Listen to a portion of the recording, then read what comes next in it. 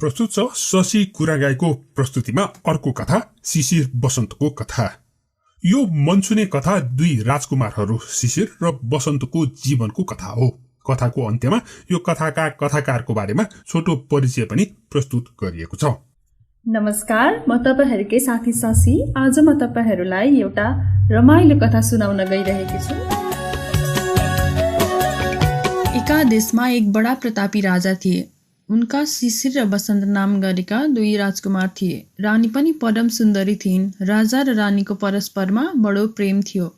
एक दिन राजा शिकार खेल्न गएका थिए। रानी झ्यालमा बसेर बत्ती काट्न लागेकी थिइन्। अकस्मात उनको नजर एउटा भँगेरोको गुडमा पर्यो।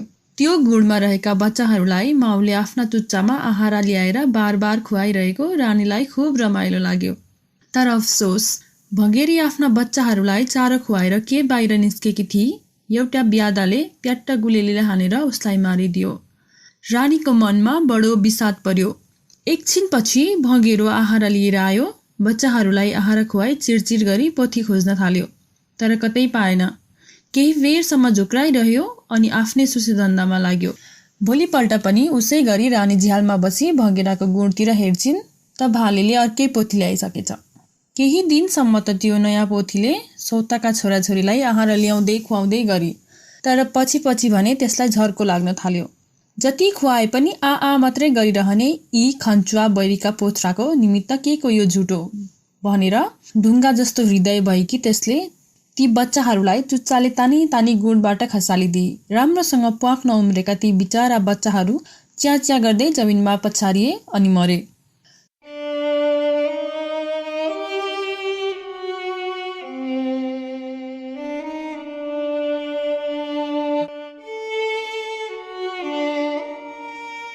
सौताको दिल त्यहाँसम्म निठुर हुँदो रहेछ भन्ने देखेर रानीको मनमा चिन्ताको अघोर कालो बादलले ढपक्क ढाकी अन्धकार पारिदियो। तिनले मनमा नै सोचिन्, केही गरी म चाँडै मरिहाले भने राजाले अवश्य पनि अर्को विवाह गर्नेछन्। मेरा बालक छोराहरूको गति के होला। यही चिन्ताले आकुल भएर रानी बरबर्ती आँसु खसाल्न थालिन्। रुँदा रुँदैमा दिन पनि बित्यो। साँझ परेपछि राजा शिकारबाट फर्केर आए। रानीको त्यो अवस्था देखेर खुब हडबडाएर उसले सोधे, रानी, तिमीलाई के भयो? किन यसरी रोइरहेकी? रानी भन्छिन्, यस्तो राम्रो संसार छोडेर चटक्क एक दिन मैले जानु पर्दछ। राजाले सोधे, त्यो त छँदैछ नि। जुन कुराको उपाय छैन त्यसको चिन्ता गरेर आफ्नो भएको सुखमा बाधा पार्ने किसिमकी तिमी अवश्य पनि होइनौ। भन, तिम्रो शोकको कारण निश्चय पनि अर्कै हुनुपर्छ। रानी भन्छिन्, छैन प्रभु, मरुलाकी भनेर पीर लागेको हो, तर मेरो पीर आफ्नो लागि होइन, खाली मेरा बालक कुमारहरूको लागि हो। राजाले आश्चर्य भएर सोधे, किन? अनि रानीले भँगेराको जहानको यथार्थ हाल राजालाई सुनाएर भनिन्, म केही गरी चाँडै मरिहाले भने हजुरले दोस्रो विवाह नगरी अवश्य छोडी बक्सिने छैन। अनि मेरो छोराहरूको कुन हालत होला? राजाले झटपट अङ्कमाल गरेर रानीलाई भने, त्यस्तो पनि कतै हुन सक्छ। अहिले तिमी भर्खरकी छेउ। साधारण हिसाबले तिम्रो आयु अझ धेरै वर्ष छ।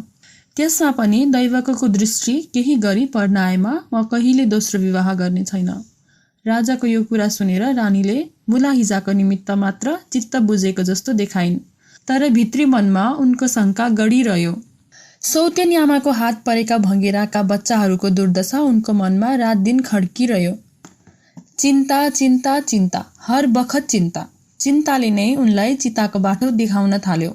बाहिर देख्दा केही व्यथा छैन। रात दिन झन्झन दुब्लाउँदै गइन् र एक दिन यो अनित्य संसारको हिसाब बुझाउन ईश्वरको सम्मुख उपस्थित भइन्।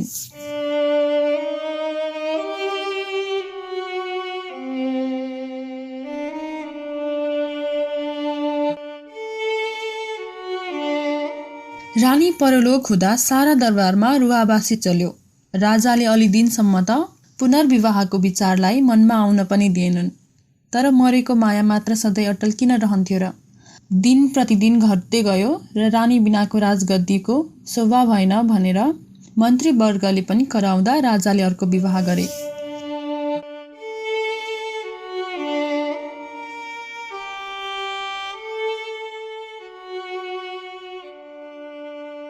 केही काल त सुखैसँग बित्यो। राजाको मन राख्नका निमित्त कान्छी रानीले पनि बिचारा ती टुक्रा शिशिर बसन्तहरूमाथि निकै माया देखाए जस्तो गरिन्। तर यथार्थमा उनलाई सौतेनी रोगले दबाउँदै आएको थियो।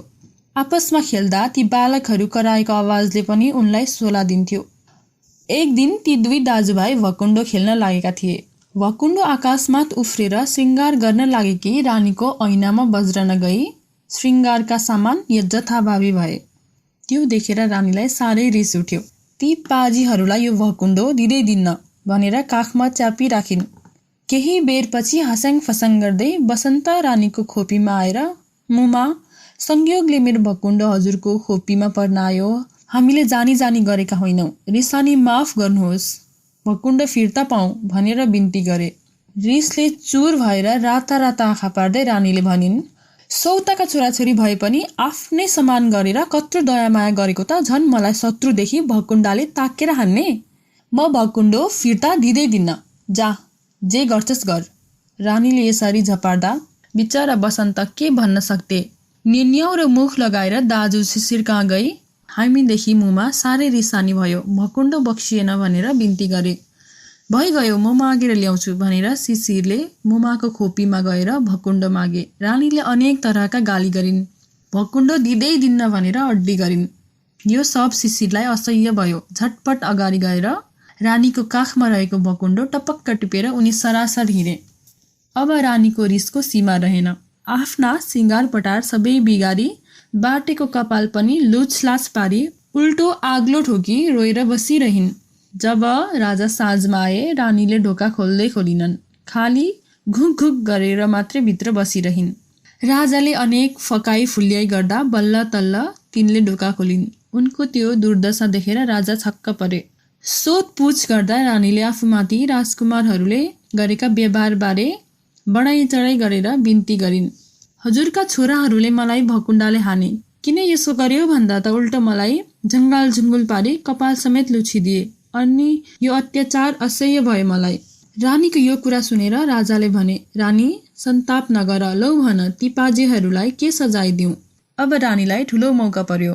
राजालाई झटपट बाचा बधाई तिनले भनिन्, लौ त त्यसो हो भने यी दुई कुमारहरूलाई जङ्गलमा लगेर काट्न लगाई यिनीहरूको मुटु कलेजो ल्याउन लगाई बक्सियोस्। अब राजालाई भारी फसाद पर्यो। रानीले भनेको नमानुन् भने उनले बाचा हारिसके। आखिर केही सिप्न लाग्दा राजाले भोलिपल्ट कर्मचारीहरूलाई बोलाई यी राजकुमारहरूलाई जङ्गल लगेर मारी यिनीहरूको मुटु कलेजो ल्याउनु भनेर हुकुम दिए। राजाको हुकुम त मन्त्रीहरूले मान्नै पर्यो, तर त्यस्ता कलिला राजकुमार बालकहरूलाई मार्न कसले सक्थ्यो र? जे भए पनि ती बालकहरूलाई लिएर ती राजकर्मचारीहरू एउटा घोर जङ्गलमा गए र दुईटा मृग मारी मुटु कलेजो झिके र ती बालकहरूलाई त्यहीँ छोडेर दरबारतर्फ फर्के। अब ती बिचारा बालकहरूले त्यो घोर जङ्गलमा के गरून्?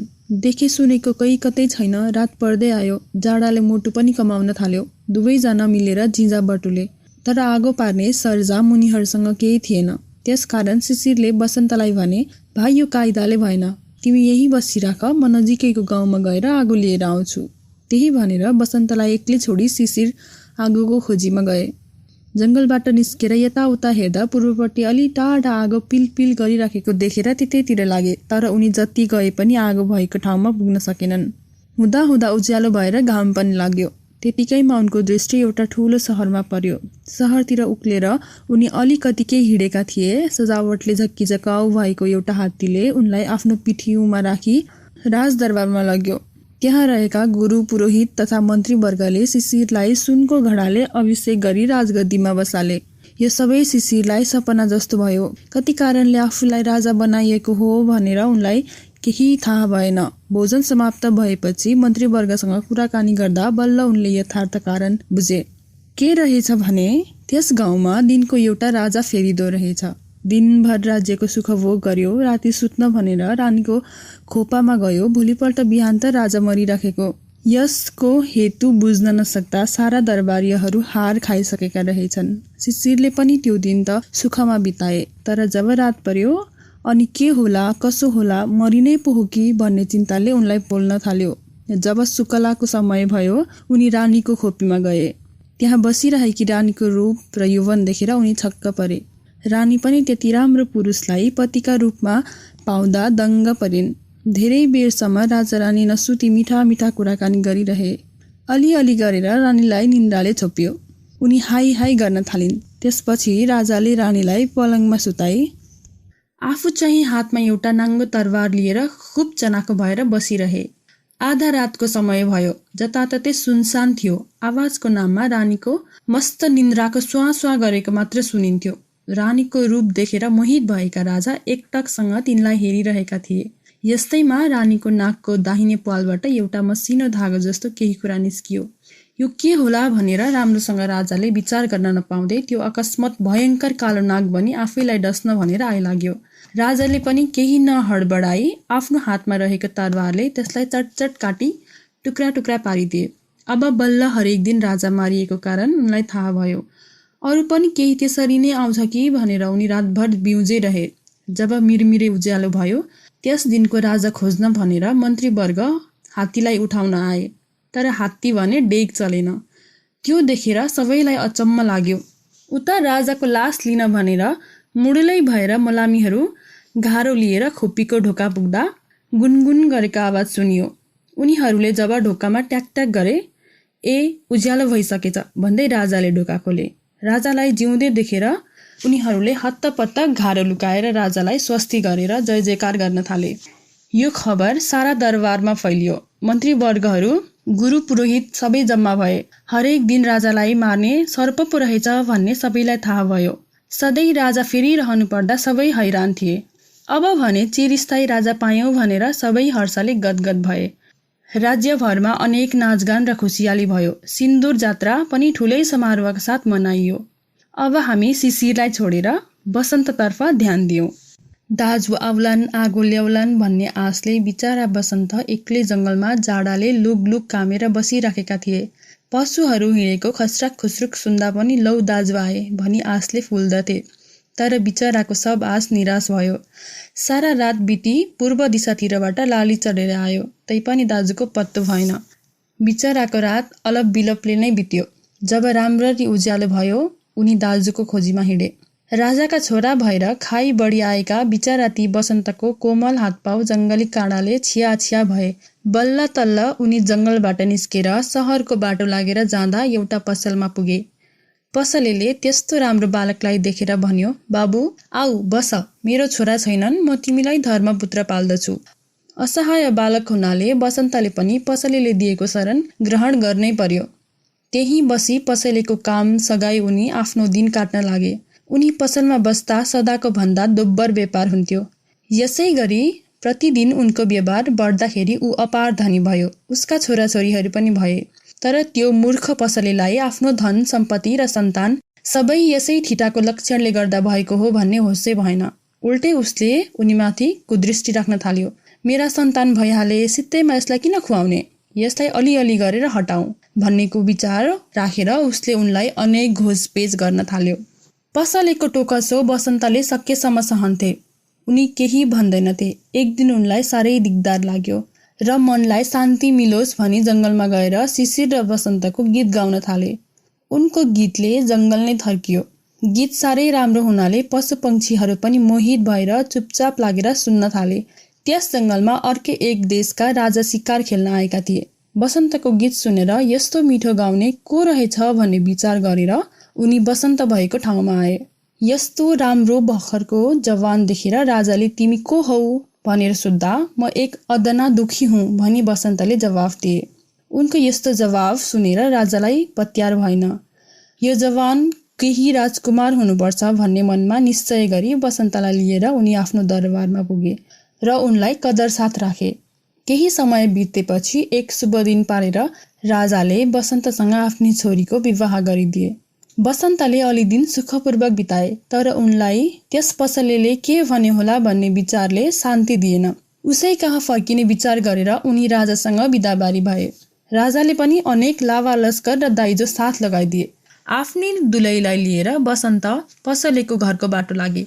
केही बाटो कटिसकेपछि यो मालताल र धन दौलत पसलेको घरमा अटाउँदैनन् भन्ने ठानेर जसले जे बोकेको छ सो उसैलाई भयो भनेर बसन्तले सारा लावा लस्करलाई फर्काइदिए। खाली राजकुमारीलाई मात्र साथ लिएर उनी पसले कहाँ गए। बसन्तलाई देखेर पसलेले यतिका दिनसम्म कहाँ गएको थिइस्, यो कसलाई ल्याइस् भनेर सोद्धा बसन्तले काम विशेषले अर्कै देश गएको थिएँ, यो तपाईँको सेठानीका लागि सुसारे ल्याइदिएको हुँ भने।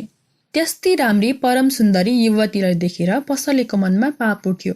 उसले 6 जना चर्मकारहरूलाई आफ्नो मतोमा लिएर एउटा बलियो छालाको धोक्रो सिनाउन लगाई उनीहरूकै मद्दतले बसन्तलाई जबरजस्ती धोक्रामा हाली नदीमा बगाइदियो। त्यस पसलेले बसन्तको प्रभावबाट त्यति धनी भएर पनि अझै धेरै पाउने लोभले ती राजकुमारीलाई शिशिर राजा कहाँ लगी चढायो। त्यस्ती परम सुन्दरी युवतीलाई देखेर राजा खुब खुसी भए र त्यस पसलेलाई प्रशस्त इनाम पनि दिए। शिशिर एक पत्नीव्रत राजा थिए। उनले ती राजकुमारीलाई बिहा गर्ने विचार गरेनन्। बरु त्यस्ती सुकुमारीसँग आफ्नो भाइ बसन्तको विवाह गरिदिन पाए राम्रो हुन्थ्यो भन्ने विचार गरे। त्यसैले उनले भाइलाई पत्ता लगाउने उद्देश्यले शिशिर र बसन्तको कथा जसले भन्न सक्छ त्यो माझलाई खोजेर ल्याउनु भनेर हुकुम दिए। उता छालाको थैलोमा कोचिएका बिचरा बसन्तलाई नदीको बेगले बगाउँदै एउटा घाटमा पुर्यायो। त्यहाँ माझीहरू जम्मा भएका थिए। सबैले त्यो बगेर आइरहेको थैलो देखे। त्यस थैलोमा के रहेछ हेर्न पर्यो भनेर एउटा माझीले झटपट पानीमा हाम फालेर त्यस थैलोलाई घिसारेर किनारमा ल्यायो। सबै मिलेर थैलो खोल्दा एउटा सुन्दर युवकलाई देखेर सबैजना छक्क परे। एउटा बुढा माझीले मेरा सन्तान छैनन्, यिनलाई म धर्मपुत्र पाल्छु भनेर आफ्नो घरमा लग्यो। राजाले शिशिर र बसन्तको कथा भन्ने मान्छे खोजेका छन् भन्ने हल्ला जताततै फैलियो। यो हल्ला बिस्तारै बसन्तका कानमा पनि पर्यो। राजालाई शिशिर र बसन्तको कथामा किन त्यस्तो चाख लागेछ भनेर बसन्तलाई जिज्ञासा लाग्यो। यस हेतुले बुझ्न पर्यो भनेर उनी दरबारमा गई त्यो कथा धेर थोर म जान्दछु भनेर राजाको हजुरमा खबर पठाए। राजाको हजुरमा हाजिर पुग्न साथ बसन्तलाई बोलावट भयो। बसन्तले राजाको दर्शन गरे। उनले शिशिर र बसन्तको कथामा राजाको चाख लाग्नको कारण बुझिहाले। तर उनले झटपट आफ्नो परिचय दिनु ठिक ठानेनन्। आफ्नो जुत्रे झाम्रे माझीको धर्मपुत्र बनेर बसेको हुनाले त्यस्ता राजासँग म हजुरको भाइ हुँ भनेर उनले कसरी भनुन्। शिशिरले भने बसन्तलाई चिनेनन्। भोग तिर्खा र अनेक कष्ट खप्नु पर्दा बसन्त नचिनिने भएका थिए। तिमी शिशिर र बसन्तको कथा जान्दछौ भनेर राजाबाट सोधनी हुँदा बसन्त भन्दछन्, महाराज पुरा त जान्दिन, जङ्गलमा शिशिरसँग बिछोड भएपछिको बसन्तको कथासम्म त जान्दछु। त्यति मात्रै भए पनि भन, मलाई त्यति मात्र भए पनि पुग्दछ भनेर शिशिरले उत्तर दिए। अनि बसन्त भन्दछन्, जो हुकुम महाराज, तर सरकारबाट एउटा कबुल गरी बक्सनु पर्दछ। मैले कथा भनेसम्म हजुर रोइ बक्सनु हुँदैन। शिशिरले कबुल गरे। त्यसपछि बसन्तले कथा भन्न थाले। दुई भाइको जन्म र बालककालबाट कथा सुरु गरी सानी आमाको पेचले घोर जङ्गलमा परी जाडाले सताउँदा दाजु शिशिर आगोको खोजीमा जाँदा बेपत्ता भएको र भाइ एक्लै जङ्गलमा दाजु आउलान् भन्ने आशमा काम्दै बसिरहेको घटनासम्म पुर्याउँदा शिशिरलाई असह्य भयो। उनले आँखाबाट बरबर आँसु खसाल्न थाले। त्यो देखेर बसन्तले भने, महाराज कबुल नि। बसन्तको यो निवेदन सुनेपछि शिशिरले झटपट आँसु पुछ्दै भने, म रोएको होइन, लौ फेरि भन। बसन्तले फेरि कथा भन्न थाले। पसलेको टोकेसोले असह्य भएर बसन्त जङ्गलमा गएर गीत गाउन लागेको कुरासम्म पुर्याउँदा राजाको फेरि गहभरि आँसु भयो। बसन्तले फेरि राजालाई आफ्नो कबुल सम्झाए। राजाले आफूलाई सम्हालेर बसन्तलाई कथा भन्दै जाऊ भनेर हुकुम गरे। जब बसन्तले आफूले राजाकी छोरी विवाह गरेर पसले कहाँ ल्याउँदा पसलेले धोका दिएर 6 जना चर्मकारहरूको मद्दतले उसलाई छालाको धोक्रोमा हालेर नदीमा बगाइदिएको घटनासम्म पुर्याएका थिए, शिशिरलाई असह्य भयो। भाइ बसन्त पसलेको धोकामा पर्दा उनको ज्यान समेत गुमेछ क्यारे भन्ने मनमा पर्दा उनी डाको छोडेर रुन थाले। बसन्त भन्छन्, महाराज किन यस्तो असावधान होइबक्सेको? मरेका छैनन्, नहडबडाई बक्स्योस्। शिशिर उज्यालो मुख लगाएर, साँच्चै हो? त्यसो भए हामी दुईको भेट हुन्छ त? लौ अरू भन। बसन्त भन्न थाले। अनि त बसन्त छालाको थैलोमा बग्दै बग्दै एउटा बन्दरगाहमा पुगेछन्। त्यहाँका माझीहरूले यस थैलोमा के रहेछ भनेर किनारमा ल्याएर थैलो खोल्दा त बसन्त पो निस्केछन्। अनि एउटा बुढा माझीले तिनलाई म धर्मपुत्र पाल्छु भनेर घरमा लगेछन्। माझीको घरमा रहँदा बस्दा एक दिन बसन्तले फलानु देशका राजाले शिशिर र बसन्तको कथा सुन्न इच्छा गरेका छन् भन्ने खबर पाएछन्। जे जति जानेको कथा सुनाउँछु भनेर दरबारमा हाजिर भएछन्। राजाको सम्मुख पुग्न साथ राजा त मेरै दाजु पो रहेछन् भनेर उलाई चिनिहालेछन्। बसन्तले यतिकै भनेका थिए, शिशिरले झटपट सिंहासनबाट ओढेर उनलाई अङ्कमाल गरे। परस्परमा हर्षको आँसु बग्न थाल्यो। शिशिरले भने, भाइ तिमी दुलै पनि बेपत्ता भइन् जस्तो मलाई लाग्दैन। एउटा पसलेले एउटी परम सुन्दरी म कहाँ चढाउन ल्याएको थियो। मेरो विवाह भइसक्यो। यी कन्या मेरा भाइका लागि योग्य छिन् भनेर अन्तरपुरमा राखेको छु। ती कन्या तिम्रै दुलही हुनुपर्छ। त्यति भनेर ती कन्या पनि राजाको बैठकमा आएर बसन्तलाई देख्न साथ मेरा स्वामी भनी बसन्तका पाउमा परिन्। अब शिशिर र बसन्तको आनन्दको मात्रा पूरा गर्न केही बाँकी रहेन। त्यस दिनदेखि राजा शिशिर मन्त्री बसन्त भई परम आनन्दले रहे। यो कथा यही सकिन्छ। सुन्नेलाई सुनको माला, भन्नेलाई फूलको माला। यो कथा वैकुण्ठ जाला र फेरि भन्ने बेलामा मुखमा खुरु खुरु आइजाला। यो कथा तपाईलाई कस्तो लाग्यो? पहिलो पटक यो कथा सुन्दा मेरो आँखा भरिएर आएको थियो। तपाईलाई कस्तो लाग्यो कृपया कमेन्ट गर्नुहोला। यो कथाका कथाकार बोध विक्रम अधिकारीले यो कथालाई आजभन्दा 80 वर्षभन्दा अघि लेखेका थिए। विक्रम सम्वत 1951 मा तनहुमा जन्मेका अधिकारी नेपालमा राणा शासन अन्त भएको अर्को वर्ष अर्थात् विक्रम सम्वत 2008 सालमा नै बितेका थिए। भारतको कलकत्तामा गएर अंग्रेजी विषयमा एमए अध्ययन गरेका अधिकारी अंग्रेजी भाषामा एमए गर्ने पहिलो नेपाली थिए। त्यसैले उनले पढाइ सक्ने बित्तिकै उनलाई त्रिचन्द्र कलेजमा प्राध्यापक नियुक्त गरिएको थियो। त्यति मात्र होइन, संस्कृतमा पनि एमए गरेका बोध विक्रम अधिकारी नै संस्कृतमा एमए गर्ने पनि पहिलो नेपाली थिए। उनले दरबार हाई स्कुलमा पनि पढाउँथे। बोध विक्रम अधिकारीले नेपालको शिक्षा क्षेत्रमा ठूलो योगदान पुर्याएका छन्। राणाकालमा एजुकेसन बोर्डको सदस्य भएर काम गर्नुका साथसाथै देशमा विश्वविद्यालय स्थापना गर्नु भनेर त्यति बेला नै युनिभर्सिटी कमिटी पनि गठन गरिएको थियो। तर नेपालको पहिलो विश्वविद्यालय त्रिभुवन विश्वविद्यालय भने उनी बितेको 8 वर्षपछि मात्रै खोलिएको थियो। तर पनि उनले युनिभर्सिटी कमिटीमा बसेर गरेको कामले यसको स्थापनामा टेवा भने पुर्याएको थियो। त्यसका साथसाथै बोध विक्रम अधिकारीले शब्दकोश तयार गर्न आरएल टर्नरलाई पनि सहयोग गरेका थिए। त्यस्तै नेपाली साहित्य विधामा उनले धेरै चाखलाग्दा कथाहरू लेखेका छन्। उनले विक्रम सम्वत 1996 मा प्रकाशित गरेको नेपाली दन्त्यकथा भन्ने पुस्तक खुबै प्रचलित भएको थियो। शिशिर बसन्तको कथा सोही पुस्तकको एउटा कथा हो। शशि गुरागाईको प्रस्तुति तपाईलाई कस्तो लाग्छ कृपया कमेन्टमा भनिदिनुहोला। धन्यवाद।